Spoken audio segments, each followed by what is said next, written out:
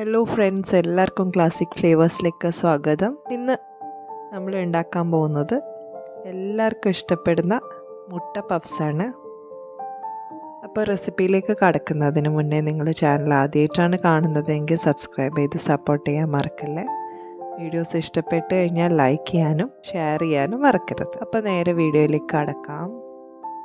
ആദ്യം തന്നെ ഞാനൊരു കടായി അടുപ്പത്ത് വെച്ചിട്ട് അതിലേക്ക് 1 ടേബിൾ സ്പൂൺ ഓയിൽ ഒഴിച്ചു കൊടുക്കുന്നുണ്ട്. അതൊന്ന് ചൂടായി വരുമ്പോൾ 2 സവോള ചെറുതായിട്ട് അരിഞ്ഞത് ഇട്ട് കൊടുക്കുന്നുണ്ട്. വലുതാണെങ്കിൽ ഒരു 1.5 സവാളയൊക്കെ മതിയാവും. അതിലേക്ക് 1/2 ടീസ്പൂൺ ഉപ്പ് കൂടി ഇട്ട് കൊടുക്കുന്നുണ്ട്. എന്നിട്ട് ഒന്ന് വഴറ്റിയെടുക്കുന്നുണ്ട്. ഒന്ന് സോഫ്റ്റായി കിട്ടണം. ഈ സമയത്ത് തന്നെ ഞാൻ 1 ടീസ്പൂൺ ജിഞ്ചർ ഗാർലിക് പേസ്റ്റ് കൂടി ചേർത്ത് കൊടുക്കുന്നുണ്ട്. അതിൻ്റെ പച്ചമണം മാറുന്നവരെ ഒന്ന് വഴറ്റി കൊടുക്കണം.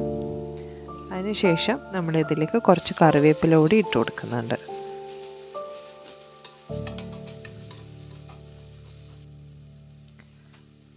നന്നായിട്ടൊന്ന് വഴന്ന് കിട്ടിയതിന് ശേഷം ബ്രൗൺ നിറമൊന്നും ആവേണ്ട. ആ ഒരു സമയത്ത് തന്നെ ഒന്ന് സോഫ്റ്റായി വരുന്ന സമയത്ത് നമുക്കിതിലേക്ക് മസാലകൾ ചേർത്ത് കൊടുക്കാം. ആദ്യം തന്നെ ഞാനിതിലേക്ക് 1 പിഞ്ച് മഞ്ഞൾപ്പൊടിയാണ് ഇട്ട് കൊടുക്കുന്നത്. 1 പിഞ്ച് ഇട്ട് കൊടുത്താൽ മതി. പിന്നെ 1/4 ടീസ്പൂൺ മുളക് പൊടി ഇട്ട് കൊടുക്കുന്നുണ്ട് എരിവിന് വേണ്ടിയിട്ട്. പിന്നെ 1/4 ടീസ്പൂൺ തന്നെ മല്ലിപ്പൊടി, 1/2 ടീസ്പൂൺ കുരുമുളക് പൊടി, പിന്നെ 1/4 ടീസ്പൂൺ ഗരം മസാലയും കൂടി ഇട്ടിട്ട് ഒന്ന് പച്ചമണം മാറി വരുന്ന വരെ ഒന്ന് വഴറ്റി കൊടുത്തതിന് ശേഷം അതിലേക്ക് ഞാനൊരു 2 ടേബിൾ സ്പൂൺ വെള്ളം ഒഴിച്ചു കൊടുക്കുന്നുണ്ട്.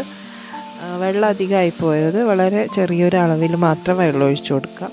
എന്നിട്ട് ഒന്ന് തിളച്ച് വരുമ്പോൾ നമുക്കൊന്ന് അടച്ചു വെച്ചിട്ട് ജസ്റ്റ് ഒന്ന് കുക്ക് ചെയ്തെടുക്കാം. ഇപ്പോൾ വെള്ളമൊക്കെ ഒന്ന് വറ്റി വന്നിട്ടുണ്ട്.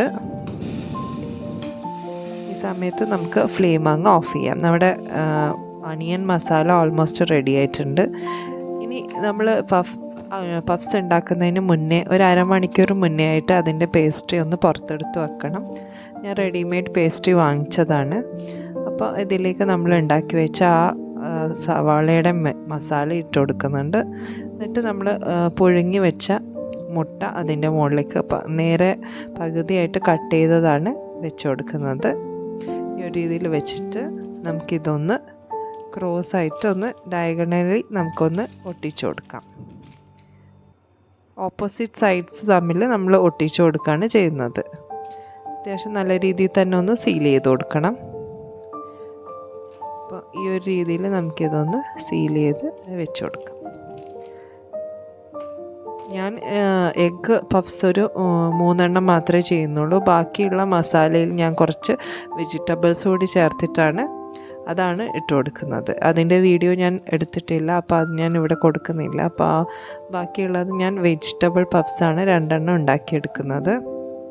അപ്പോൾ അതും ഇതേ രീതിയിലൊന്ന് സീൽ ചെയ്തെടുക്കുന്നുണ്ട്. ഇനി നമുക്കിതിലേക്ക് ഒന്ന് എഗ് വാഷ് ചെയ്ത് കൊടുക്കണം.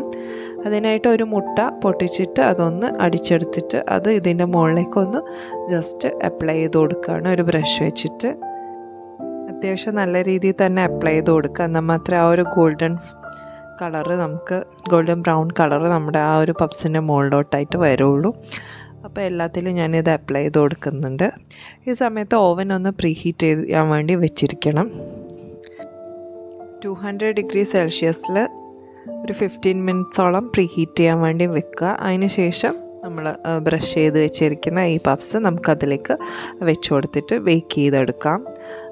ബേക്ക് ചെയ്യുന്ന സമയത്ത് ഒന്ന് ശ്രദ്ധിച്ച് നോക്കിയാൽ മതി. പഫ്സിൻ്റെ ആ ഒരു ടെക്സ്ചർ വരുന്നത് വരെ ഒന്ന് ബേക്ക് ചെയ്തെടുക്കണം. 1/2 hour വേണ്ടി വരും എന്തായാലും. ആ ഒരു ബ്രൗൺ ഷെയ്ഡ് മുകളിൽ നമ്മൾ വാങ്ങുമ്പോൾ കിട്ടുന്ന ആ ഒരു ഷെയ്ഡ് കിട്ടാൻ വേണ്ടിയിട്ട് ഓൾമോസ്റ്റ് 1/2 hour എന്തായാലും വേണ്ടി വരും. അപ്പം അത് നോക്കിയിട്ട് പുറത്തെടുക്കാം. ഇപ്പോൾ നല്ല ഫ്ലേക്കി ടെക്സ്ചറിൽ നമുക്ക് നമ്മുടെ പഫ്സ് കിട്ടിയിട്ടുണ്ട്. ബേക്കറിയിൽ നിന്നൊക്കെ വാങ്ങുന്ന അതേ ടേസ്റ്റ് തന്നെ നമുക്ക് കിട്ടിയിട്ടുണ്ടായിരുന്നു. അപ്പം എല്ലാവരും ട്രൈ ചെയ്ത് നോക്കുക. ട്രൈ ചെയ്തിട്ട് ഇഷ്ടപ്പെട്ട് കഴിഞ്ഞാൽ നിങ്ങൾ വീഡിയോ ലൈക്ക് ചെയ്യാൻ മറക്കരുത്. അതേപോലെ നിങ്ങളുടെ കമൻറ്റ്സ് കൂടി അറിയിക്കുക.